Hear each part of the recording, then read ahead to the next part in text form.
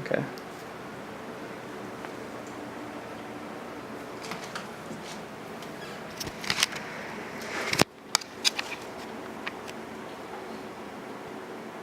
Alright. Anytime that you're thirsty, you can just go to the refrigerator and grab a bottle of water, or you can go to the tap and get a glass of water. Anytime you need to wash your hands or take a shower, the bathroom's usually only a couple steps away. Anytime you need to use the toilet, even if you're in public, a restroom is usually only a couple steps away. Now think for a second that if all this was taken away from you, think that if you needed to get a drink of water, you might have to walk up to 3 miles a day just to get water for you and your family. Even then, the water might be contaminated, and you'll be putting yourself and your family at risk to be sick. Think that if you had to wash your hands or take a shower, you'd be wasting precious drinking water for you and your family. While this may not seem like a possibility for many of us, for a lot of people in the world today, it is a certainty. And today I'm going to talk about the water shortage crisis, how it affects people in third world countries, how they gather their water, and what we can do to help prevent a future water crisis. Water shortage is a worldwide crisis and affects many people. According to the waterproject.gov, nearly 1 billion people in the world are without safe, clean water. That's an equivalent of 1 in 8 people in the world.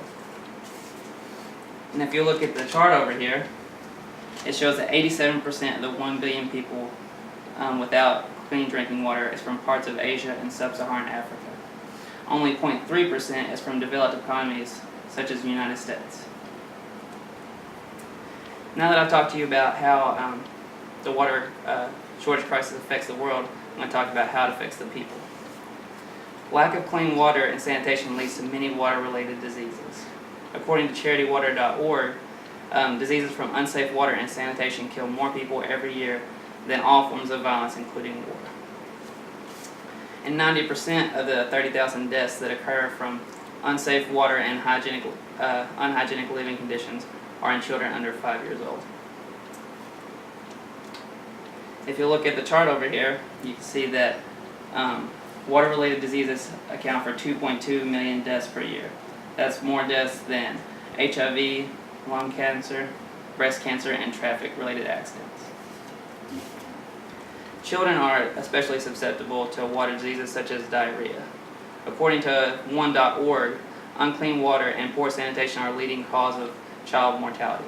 And an estimated 1,553 children die every day from diarrhea caused from poor hygiene and poor sanitation. And every 90 seconds, a child dies from a water-related disease. Now that I talk to you about how it affects people in third world countries, I'm going to talk to you about how they gather their water. They usually send someone from their family to gather all the water for the day. And according to water.org, women and children are the primary water gatherers for their family. And in Africa and Asia, they travel an average of 3.7 miles a day just to get the water. And it is estimated that women and children spend 125 million hours each day collecting water. And that's time that they could be spent at home or at work or going to school. According to water.gov, the average water container in Africa, the jerry can, weighs over 40 pounds when full, and that's a lot to carry even for a full-grown adult. Now that I've talked to you about their problems with gathering water, I'm going to talk to you about how we can prevent further water crisis. According to DoSomething.org, by 2025, 1.8 billion in the world, or 1.8 billion people in the world will be living in complete water scarcity. And up to 2/3 of the population will be living in regions that are water stressed. So we should do our part to try to save water.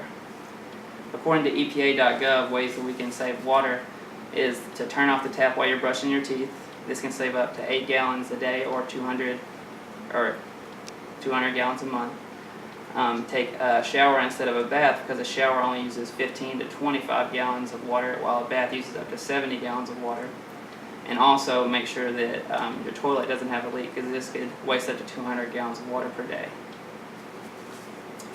While these tips may not solve the water crisis in third world countries, it could help prevent a further water crisis here.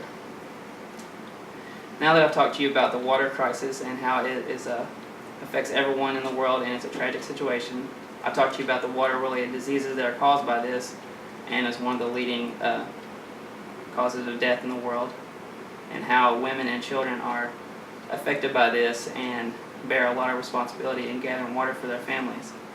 And if we can raise awareness and conserve water and be more resourceful in the future, maybe our children will not live in a world where they're without water.